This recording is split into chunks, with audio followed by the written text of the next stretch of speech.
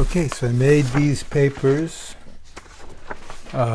These are special days within the current period that we call the Sfiras HaOmer, right? The counting of the Omer. I think we sort of talked about that in an earlier class, the commandment to count the days from the day after, the day following the first day of Pesach until Shavuot, right? So we have 7 weeks. And within these 7 weeks, we have these holidays that I put on the paper here. Yom Ha'atzmaut. Really, tonight is going to begin what's called Yom HaZikaron, right? The day of memory, the Memorial Day. To remember the people that have given their life for the state of Israel, including soldiers, from all the different groups of soldiers. We had the Lechi, the Irgun, and the Palmach, and the Tzahal. These are all different groups of soldiers. And in addition to the soldiers who've given their life, that we're able to live here today in relative peace, there is also people who have fallen to terrorism. Terrorism is also considered to be like, they call it like Lu'umi. It's like a nationalistic killing for nationalistic reasons, not just because the person didn't like them, but because they're Jewish. And immediately following that, so I guess they put it to precede the Yom Ha'atzmaut, which that's like our Independence Day. That's what it really means, independence, that we now have a Jewish government in Eretz Yisrael. So it's like we say on Purim, right, that Hashem transformed days of mourning into days of rejoicing. So that's what you see tomorrow night. Tomorrow night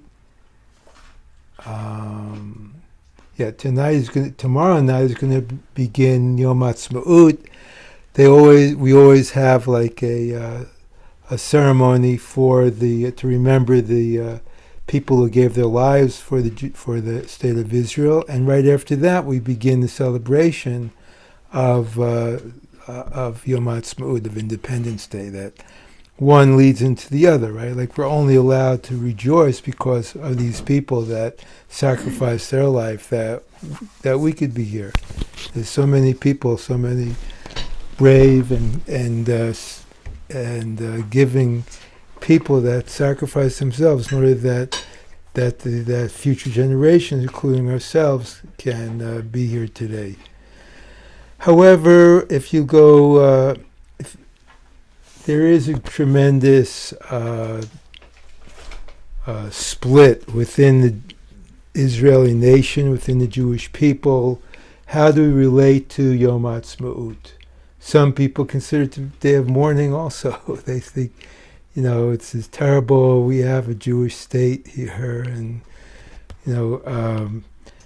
historically, the Jewish people were always wandering from one nation to the other, refugees that nobody wanted us, and also it was like that from in the years leading up to the Holocaust. People were just looking for a place where they could get refuge. So many people who faced with the Holocaust, they said, well, here let's go to Eretz Yisrael. It's better than any other place. It's like at least we could maybe get some refuge there. And not because they didn't come here, because that's like what the Torah says. That's like where Hashem wants us to live. That's where we have a mitzvah. No, it's like another place where we can escape to protect ourselves. That's how they viewed it, and they didn't really, I'm speaking specifically about the so-called Haredim. that they felt, well, we're just coming here to escape, to be protected. We're not coming here because we agree with like the politics or with the ideals.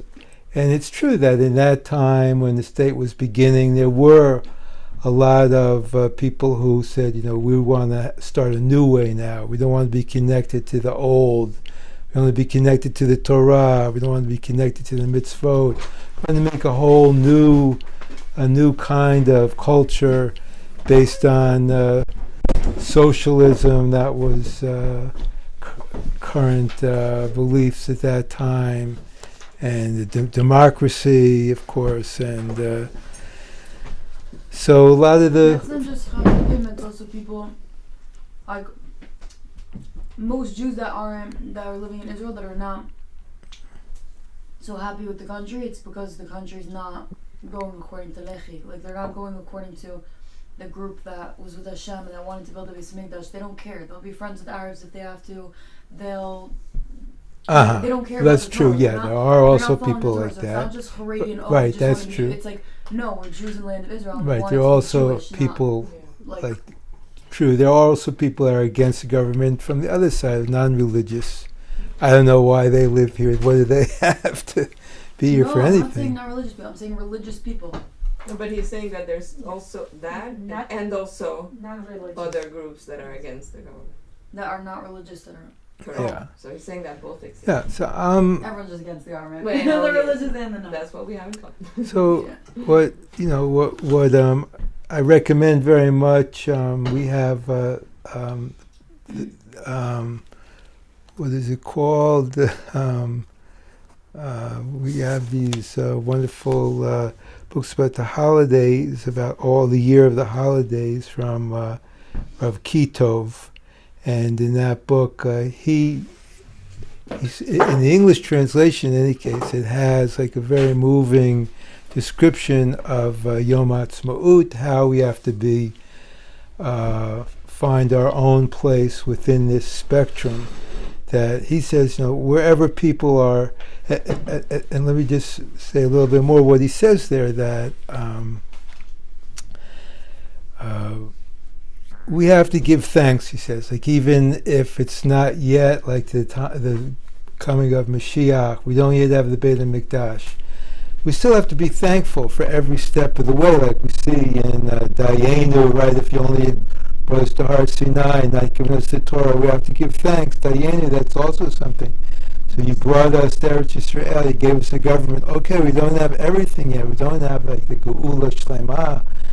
Nobody's saying that it's the ultimate final redemption, but it's certainly a big step up from what we used to have. Like when the Turkish people were in control and they would tax the Jewish people 10 times what the other people would get, and we were second-class citizens, and we were not allowed to,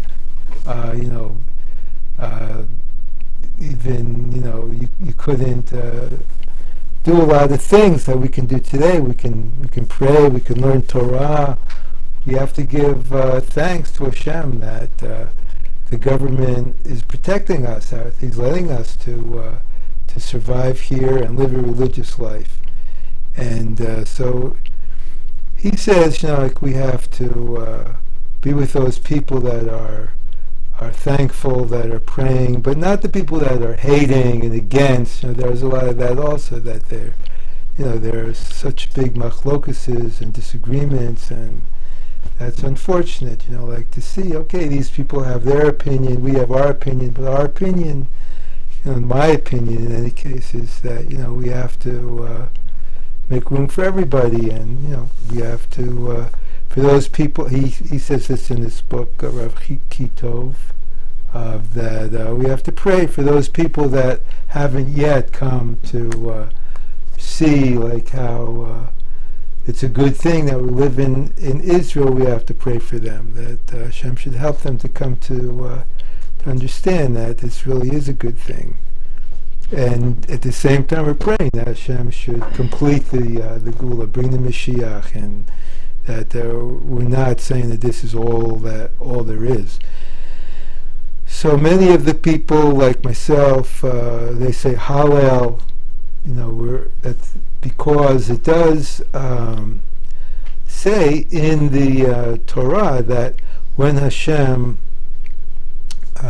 brings you victory, then you have to blow the chatzotzorot, not the shofar, but these special horns, like when there's a victory and there's cause for rejoicing. So then we have to praise and rejoice, right? So that's like why many rabbis say that you need to express your praise of Hashem, like on this day, and no better way to do that than to sing Hallel.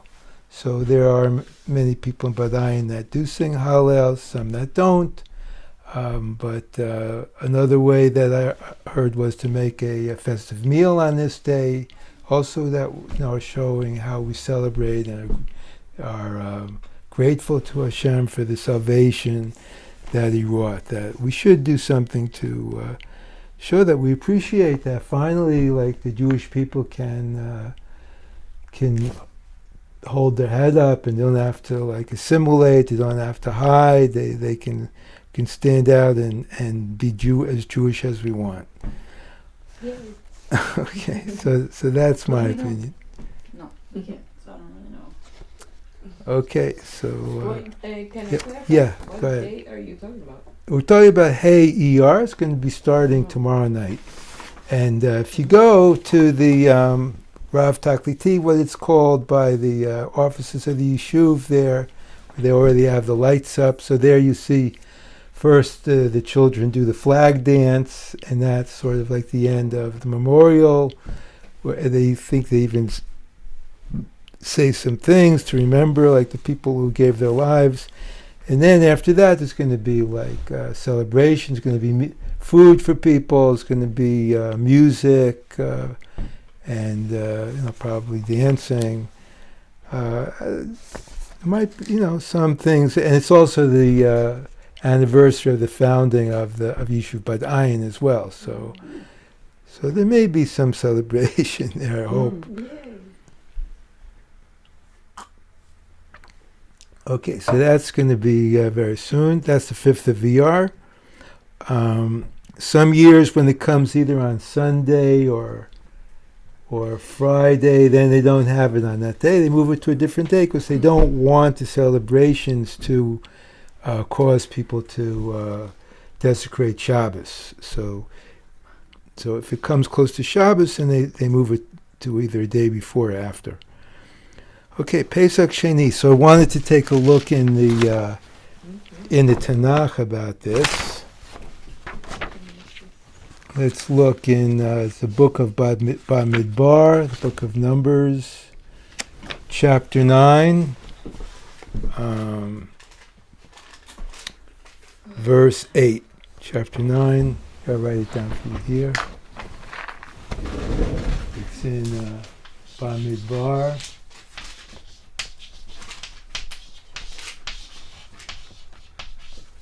Chapter 9, verse 8.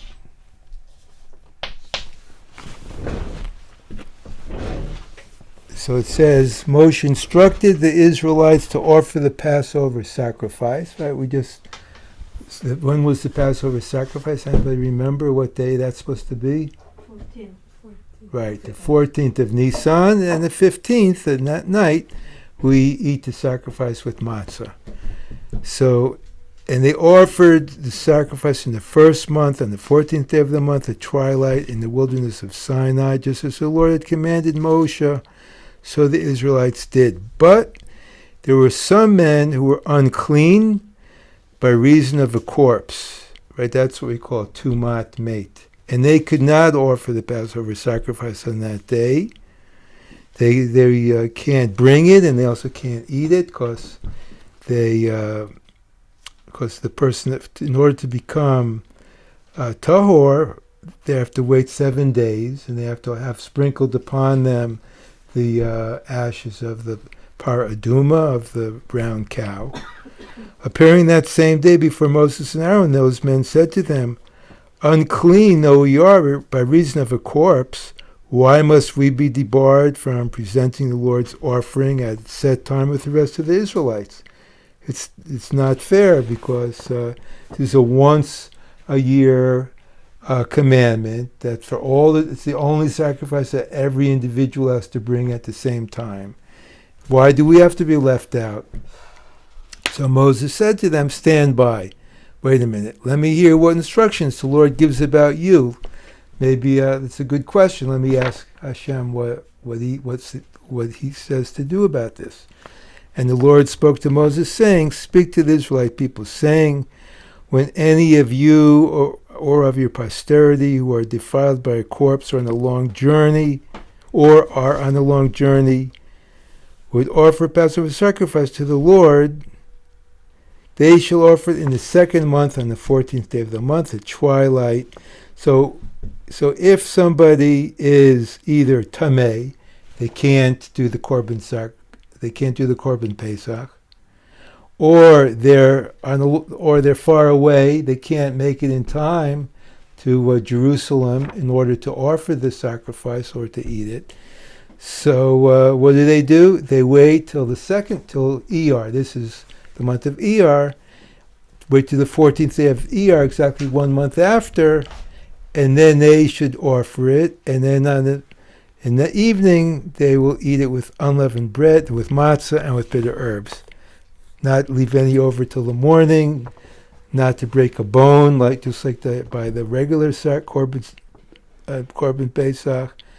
They shall offer it in strict accord with the law of the Passover sacrifice. So here we have like a second chance. If for any reason the person couldn't bring the Pesach offering in the month of Nisan, exactly 1 month later he brings it in the month of Iyar.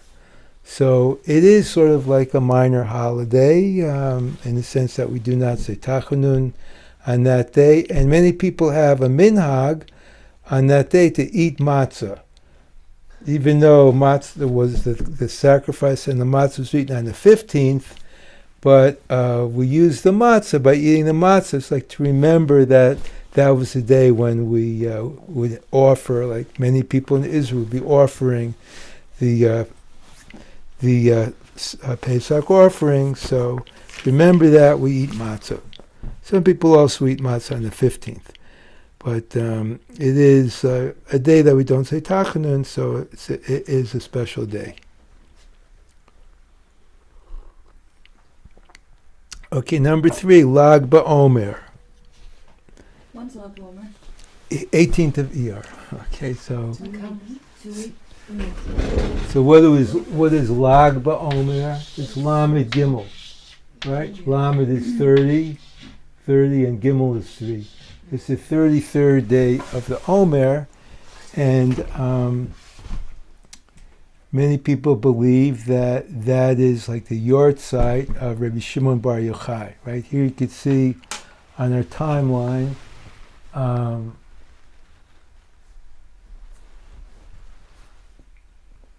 when the Zohar was, right, about it says 3,900. That would be about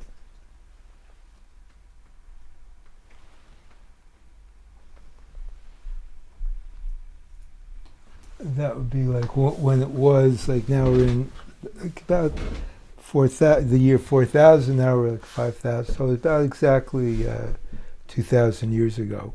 That's when the Zohar was taught. During the generation of Rabbi Shimon Bar Yochai and his son, there was like a group of people who would learn together, and they had Ruach HaKodesh, they had holy, like almost like prophecy and many miracles, and Hashem revealed to them, and they saw they were able to learn together with Eliyahu Hanavi and also Moshe Rabbeinu, who would be like their souls would come and learn with them. Wait, do they know each other in Shemaim?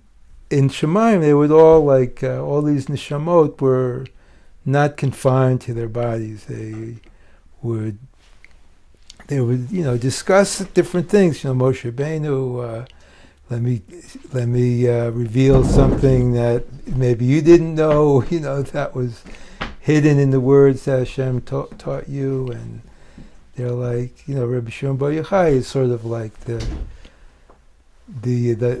highest, the scholar that knows very much, and the angels are coming. They want to also hear what he says, and this is really what is said to have happened on Lag BaOmer, that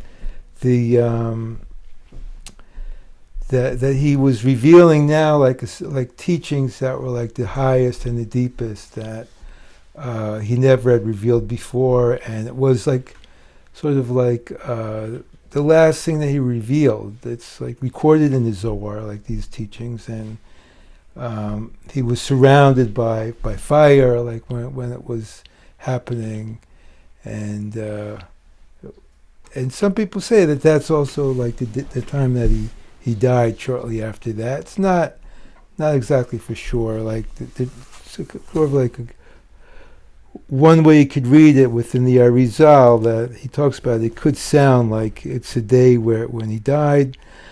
Other ways you read it is it's a day that they were rejoicing because they were learning. In any case,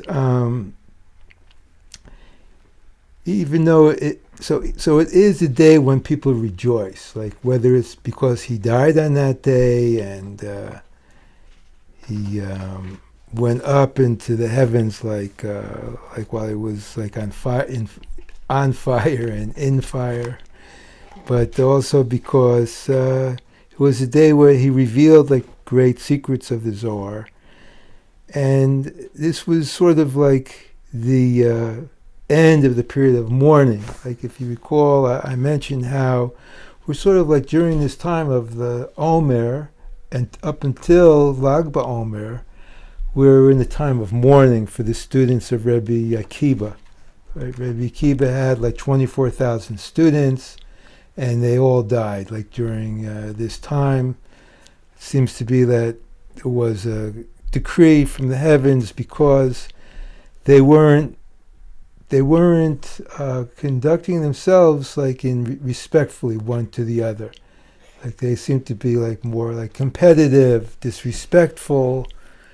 I'm sure it was like at a very subtle level, but nonetheless, Hashem wasn't satisfied with their deportment, the way they conducted themselves, and many people died. There's another explanation that was the time as well, during the time of Rabbi Akiva, where they were revolting against the Romans, right? That they said, we're not going to surrender the temple, we're not going to surrender our belief, and we're going to build a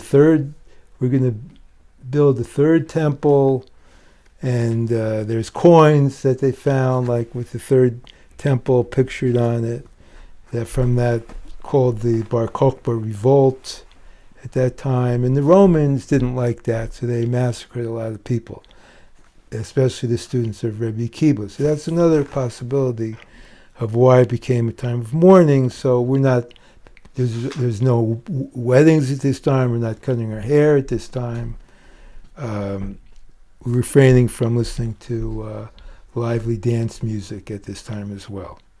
What's this time? From Lag BaOmer you do. From the many people begin from after Pesach, and they go until Lag BaOmer. Other people, they wait until the 1st of Iyar, and they go until Shavuot. But it's supposed to be like it's approximately equal amount of days. In any case, for those people that begin right after Pesach, so with Lag BaOmer now, people begin to get haircuts. Many people have a custom. They go to Meron, to where Rabbi Shimon and his son Elazar are buried, and it's a time where, especially, they give haircuts to the boys who now they're 3 years old. Now they get their first haircut. Just like we have by trees, 3 years old, you don't harvest the fruit. First 3 years, you don't cut the boys' hair, but when they're 3 years old, you go to Meron. Now you cut the boy's hair. So,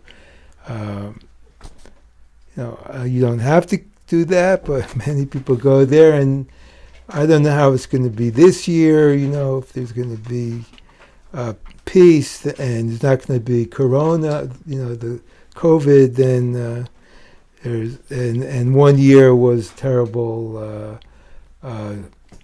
Many people died. There was trampling. People were trampled. There were so many people. It was really bad news.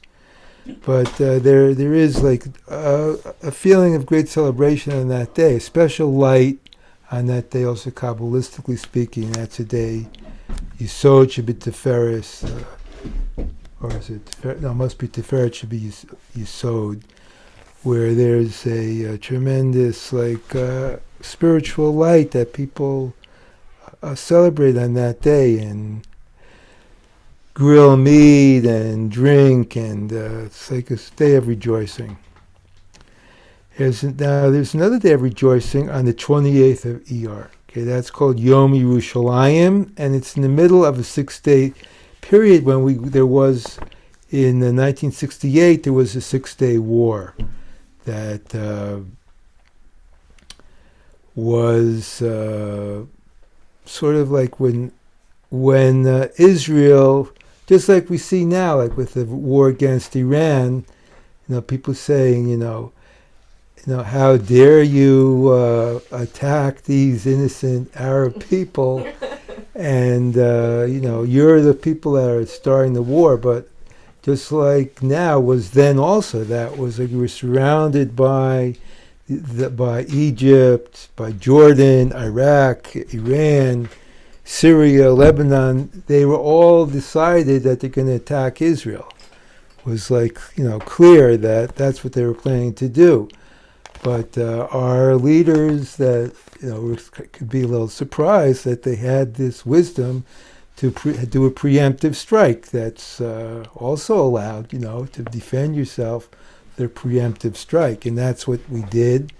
And the first thing they did was, we didn't have anywhere near the kind of air force that we have today. There was and most nations, they wouldn't even sell. The United States, we're not going to sell any kind of weapons or at all to Israel. They bought a few, second-hand jets from France, and they got a few boats from these. I think that maybe that was also from France that they were. Second-hand jets. What country? That France. Oh, Israel bought it? Yeah. From France.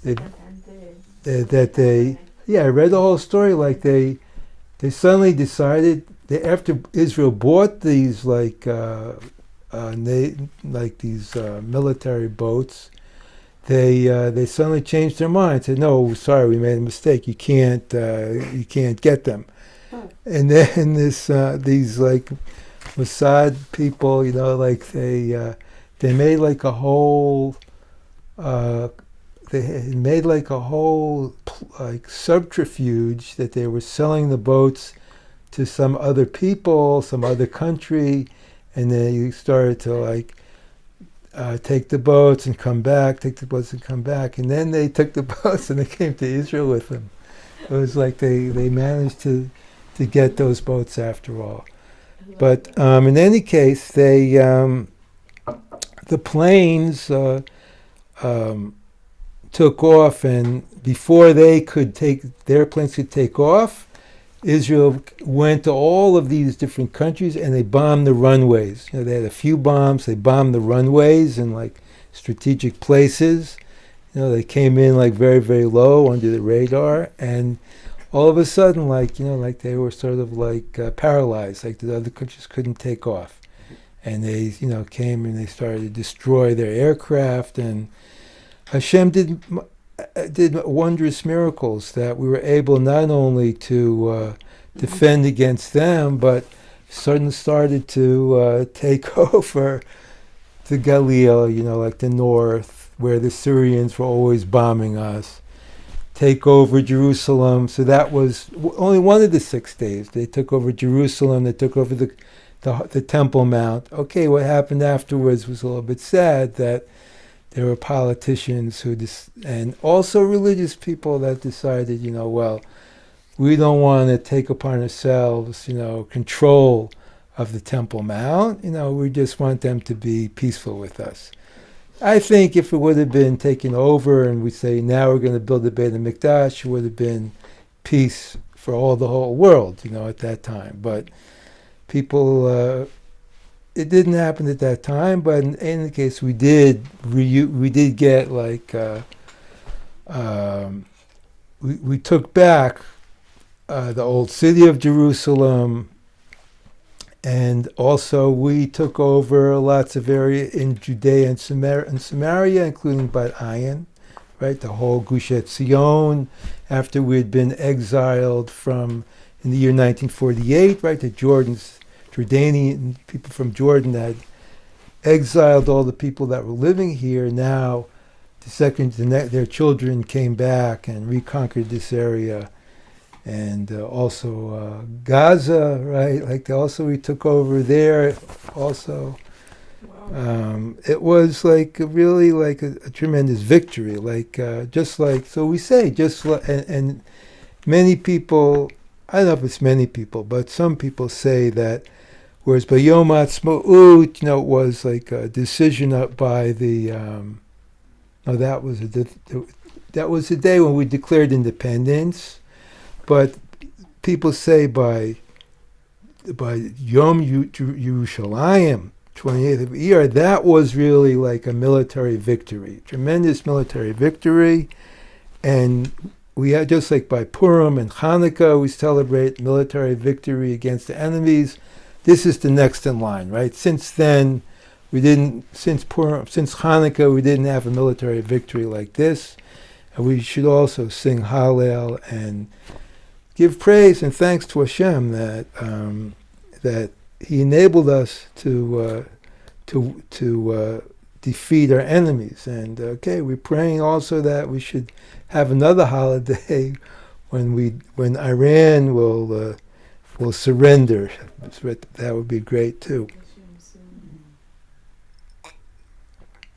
Meanwhile, I read they still have 40% of their ballistic missiles, 60% of their missile launchers, that we didn't finish yet. So I think Tuesday, that's really interesting, right? Tuesday is going to be the end of that 2-week ceasefire. So we'll see, It's tomorrow.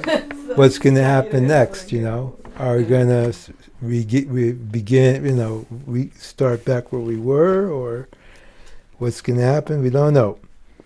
Any case, we have, but there is, like it clearly says, when you have a victory, you're supposed to give thanks and sing praises of Hashem. So that's why we say Hallel also then. Oh, that makes sense. And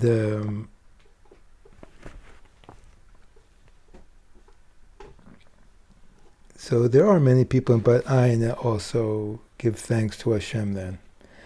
Okay, and then finally, the end of the period of the Omer, we have Shavuot, right? The Festival of Weeks, which is the end of the 7-week counting, and that's the second of the 3 pilgrimage festivals when we'd have to come to Jerusalem and be there for the holiday. It's also the first fruits. That's what it's called, the Chag HaBikurim. It's the holiday of the first fruits because, as you can see, now the fruits are starting to grow. So this is like beginning the time when, if you are a farmer and you have fruits that grow, the very first fruit that grows, that you mark it, and then after this day, now is the time when you can bring those fruits to the Kohanim in the temple. It's also in the temple, that's where they would now bring the first wheat, like the new wheat that now is harvested at this time. They would bring that as a sacrifice in the temple. Okay, well, this class went a lot quicker than I thought. You have any questions?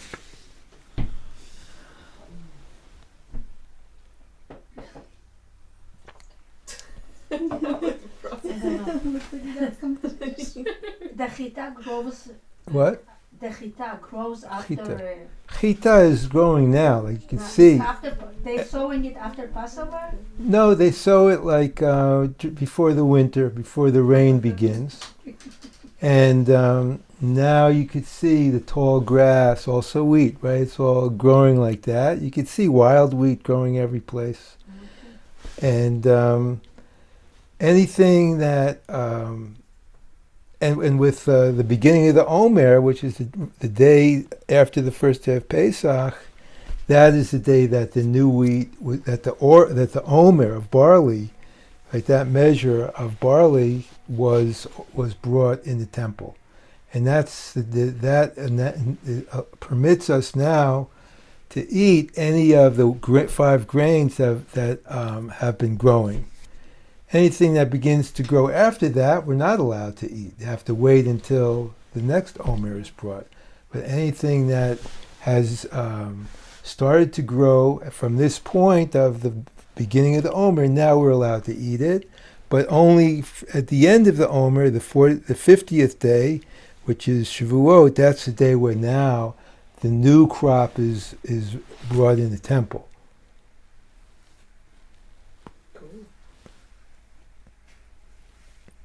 Okay, so do women not count the Omer because it's a time-bound mitzvah? Right, certainly not obligated to do it. It's only done at this time of the year during this time, and it's a positive mitzvah. Many women do count it, though. It's permitted for women to do it. Ashkenazim permit a woman to say a bracha also when she does it. If you are Ashkenazi and you forget a day, so you don't say anything, can you say it the next day with a bracha? No, I mean they have the same laws as a man would have. If a man forgets for an entire 24 hours, then he continues counting without a bracha. And he cannot say a bracha ever again for that year? No, not on the counting of the Omer, because some people can consider, well, every day it's its own mitzvah. So, okay, you didn't do the mitzvah yesterday, but today you could do it. You could say the bracha. But other people say, no, it's a whole package deal. If you miss one day, it's like now you're not able to do the mitzvah in its completion, but you still continue to count, because maybe it is each day is its own mitzvah. Yes. Why is the Omer like a period of mourning, though? No, because of the students of Rabbi Akiva that died. That they died during this time. Really, it should be a day of rejoicing. It should be like a Chol HaMoed in between Pesach and Shavuot. But instead, because of this tragedy that happened in this time, so we have a partial kind of mourning. Can I show you something? Oh. It's my Omer counting app. So then, if you don't say a bracha, would you say, and I'll show you guys in a sec, would you start saying what from where? The image you shared shows the counting of the 18th day of the Omer. I don't know. In Jewish tradition, this entire... Okay. This is the bracha. Right. And so you would just say the rest? You just say this. Today is the 18th of 18 days, which are 2 weeks, 4 days of the Omer. And then you could say, this is sort of a prayer. You can say that? You can say that, yes. This is just Psalms. Okay. These are Psalms and prayers. Cool. The only thing you cannot say is the initial blessing. Cool. But some also have, before the blessing, they also have that they don't have here. But some have many places, you have a certain... a prayer before you say that. Before you do the mitzvah, you have a prayer before you do the mitzvah, sort of to help us to become more focused when we do the mitzvah. People say a prayer before they say the bracha and before they count. That you could also say. The only thing you cannot say is a blessing, because that's like using Hashem's name. and we can't say Hashem's name unless we're saying a verse or we're saying a blessing which we are required to say. Another question about the morning. If it's the period where the Israelite or the Jewish people were out of Egypt and they walking, hiking. Well, that was away 40 years. Yeah, so it's 40 years. But I mean, shouldn't it be celebration this period? Yes, well, that's what I would say, right? That they're now getting out from Egypt, and they had the Pesach offering, and they're going now to get they're going to Mount Sinai, and they're going to get the Torah. Should be happy. It should be like a happy time, and it will return to be a happy time. I think after Mashiach comes and rebuilding the Beit HaMikdash, all of the past tragedies will be forgotten. But because it was a time of mourning at a certain time, so we continue to remember that. But it's not totally. It's not as bad as the 3 weeks. We have another mourning period, which is going to begin from the 17th of Tammuz until Tisha B'Av. That's called the 3 weeks. That's even like a heavier, sadder kind of a mourning where we'll learn about that. In that time, everybody agrees during that time, there are times when you're not supposed to buy new things, not supposed to say Shechiyanu, that's like, thank you Hashem for bringing me to this time. So some people say that during the whole 3 weeks, some people say only the last week, last 9 days or the last week, different opinions. But during this time of the Omer, there are also some people, I think Chabad, they say don't buy new things, don't say Shechiyanu, but according to most authorities, you can buy new things and you can say Shechiyanu during this time. You can eat new fruits. It's not the same as the 3 weeks. It's lesser. It's a lesser thing. It's not like the Beit HaMikdash is destroyed. That really affects us till today. This is, because these students who were great rabbis, and so they died at this time. But that was the idea that I didn't complete the thought that Lag BaOmer. So there are only 5 students left to Rabbi Akiva. He had 5 students left. And Shimon Bar Yochai was one of them. He was one of them, and so from these 5 students, really, we have our entire corpus of Jewish knowledge, including the whole Talmud.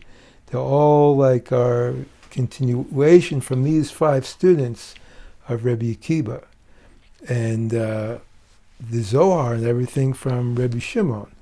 But he started a new yeshiva with these people that were left. He started a new yeshiva, and it continued. So thank God for that. So that's why really we can understand Lag BaOmer is sort of not just the end of the mourning period, but it's the beginning of a new renewal for the oral tradition. So can I cut my hair on day 33? So there's 2 opinions about that. According to the Ashkenazim, so the morning you're allowed to of the 33rd day you can, and that day is the 18th of Iyar. According to the Sfardim, no, that whole day you cannot cut your hair, only afterwards. Many people get married on Lag BaOmer. Now you can start to get married again. So, but other people think the Arizal and Chabad, they say, no, the whole time, from the whole 7 weeks, don't cut your hair. Wait until the day right before Shavuot. Okay. The day before Shavuot. Now you can cut your hair. Look nice for the holiday. And I guess also not to get married, but most people, they celebrate and they cut their hair and they get married from Lag BaOmer and on. Yes. Is it like don't get a full haircut? Because I was in my room like maybe last week, forgot that you're not supposed to get a haircut, and there was like one little strand of hair that was like uneven, so I cut it off. And so I'm wondering, would that have been okay? Or would it been like, just don't touch your hair, deal with it until after? Well, for one thing, many people are lenient about cutting the hair. Like, other places besides Bat Ayin, there are some men that cut their beards. It's one of the rules of Bat Ayin. You're not supposed to cut your beard. At all? I don't know. Some people trim it, but No, they don't just stop and do it. They do a Rosh Chodesh or before Shabbos. but according to Kabbalah, you're not supposed to really cut any of the hair, except the mustache. You're not supposed to let it cover the mouth, and that not let it interfere with eating. But some people there's leniencies in this regard that, I'm not going to be able to show up at work if I have like a 5 o'clock shadow, if I don't look presentable, It used to be people had to wear a tie and a suit to go to work. I don't know if it's still like that in the business world, but they got like leniencies, like for work, and I guess also for women, like I can't be caught without, my legs shaved, women still do that. You're not supposed to shave either. But that's what I used to. Women can the body. You can shave your body as a woman. You could shave. That's because women. It's you could be strict, but the women that are highly sensitive to how they look in that regard. So they're just going to be they're just going to have to hide in their house, the whole time. They can't go out. So in that case, they could, It's like leniencies, but.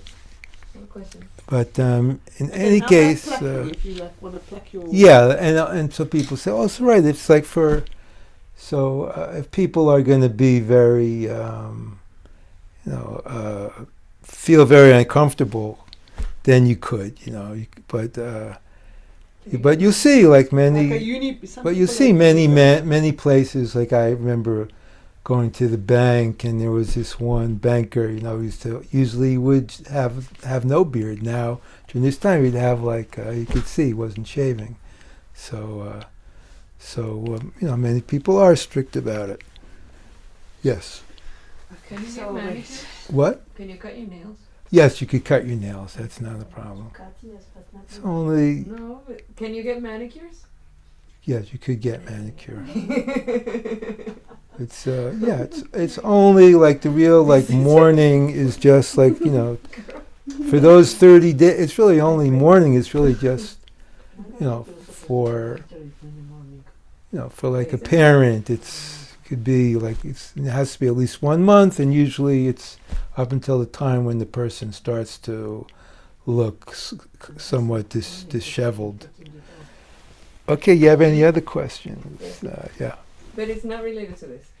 When did Kol Isha become a thing?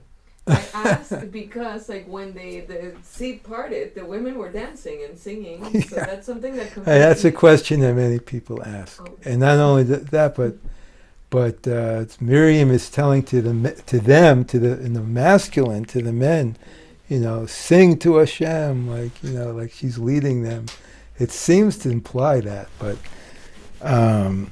there's many ways you could answer it. That they had a mechitza and the women were off to the side, and they also were, of course, but they were separate and by themselves in another place. It seems to be also when they received the Torah, was the men and women were separate. Seems to also be, so it's not necessarily like a contradiction, but people do discuss it. But there's a whole thing about what about women singing mitzvah songs, Shabbos songs? So Rev Shlomo Karlibach was lenient about that, and there's also rabbis before him that were lenient about that at the Shabbos table, where you have songs of praises to Hashem. Why can't say that? And so, but people usually say, well, it's okay if there's more than one woman, and if a woman is not singing so loud that you could hear her voice above all the others, and so these would be, I think for those reasons. So I know, my Shabbos table, I'm not against. I even encourage, the women to sing the Shabbos songs. It's part of their education, that they should sing songs, with their families, with their children.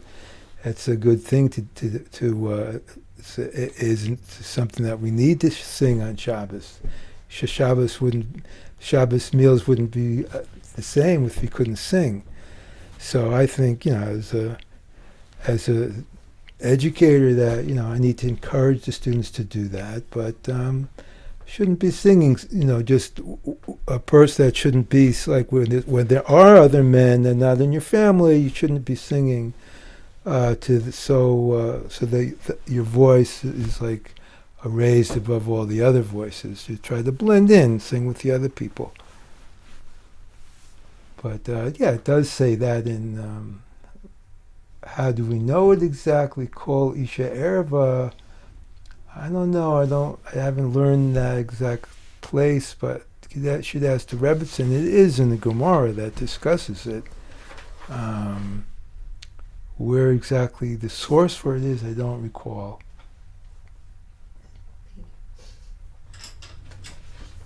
Okay, anything else? So, so we're going to start. We have another. This class goes to what? 10 after, right? I think it goes to 10 after? 10. Okay, so we're going to spend a few classes on kashrut, okay? Something is kosher. Kashrut, right?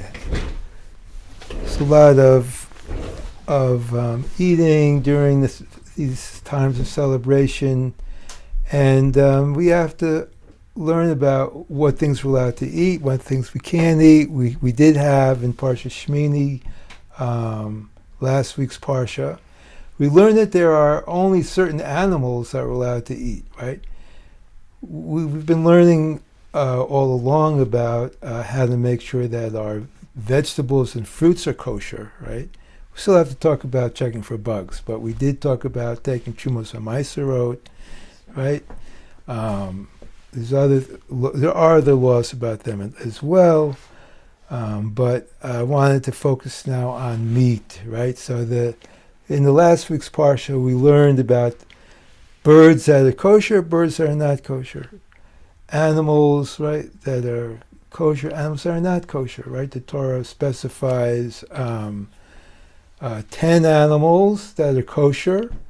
All the rest are not kosher, right? And specifies they have to have certain kind of feet, right? That they have split hooves, and also has to go up a little bit, and also has to have some kind of hard things on the ends of their feet, like hooves, So it's not like a pig. He has split hooves, but it doesn't have any hard things on the end of them.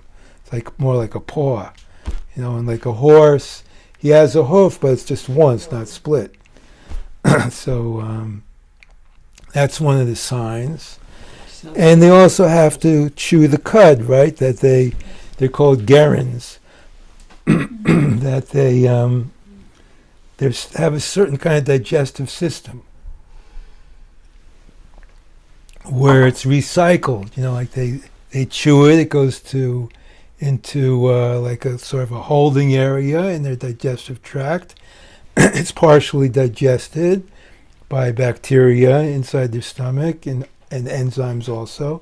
And then it recycles back up to the mouth where they chew it more, and then it goes down. This time it goes down to a different area of their stomach and through their intestines, and it comes out. So that's like a certain kind of these domesticated. These are most of the animals are domesticated. There are several others that are not domesticated that also have that, like a giraffe, gazelle, buffalo. There are certain kind of animals that are not domesticated, but that they have that could be kosher. So we have a mitzvah to check these signs before we eat any kind of animal, to check it like you should check to see that it is kosher what you're eating. Okay. Today we don't really have, we're not like living out on the range, but deer also is like a kosher animal. But we have to see that it is one of the kosher animals. There was a great question several years ago about, in Uruguay, they found like a new kind of a cattle that had like a hump on its back. Sort of like, not like a llama, but it looked like a cow, but it was sort of, what, a llama's not. It doesn't have the right feet, but I don't know if it chooses cud or not. But this was like an animal that they said, he has hooves, he chooses cud, can we eat it? So they said, well, you're right, but we don't have a tradition for this. Tradition, right? That has to be like that, to have a tradition about it. Okay, but what about so that's what a lot of rabbis said. It's a good possibility, but since we don't have a tradition about it, so best not to eat it. And we also saw in the last week's portion, we saw about birds. And it gave a list there of 24 birds that are kosher, that are not kosher. 24 birds that are not kosher. All the other birds are kosher. So what do you have more that are kosher, birds or animals? Yeah, definitely Much more birds, right? Most of the birds are kosher, although also those, they have certain signs, right? They have like what's called a gizzard, I think in English, which has like the inner membrane, you could peel it off.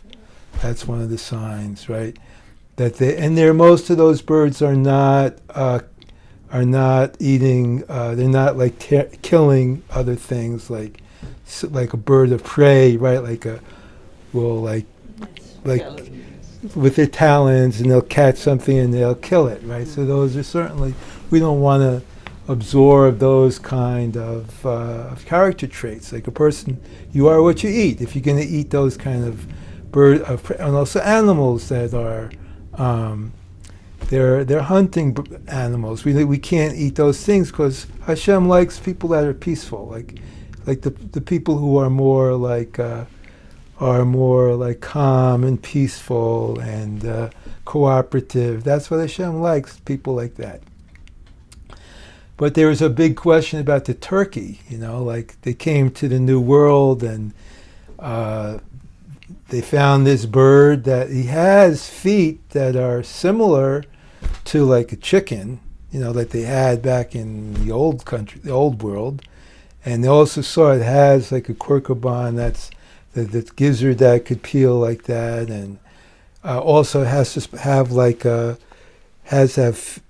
toes in front. It has like a chicken has like one thumb that sticks out in the back leg, has certain things like that. The spurs. And they said, what about that, the turkey?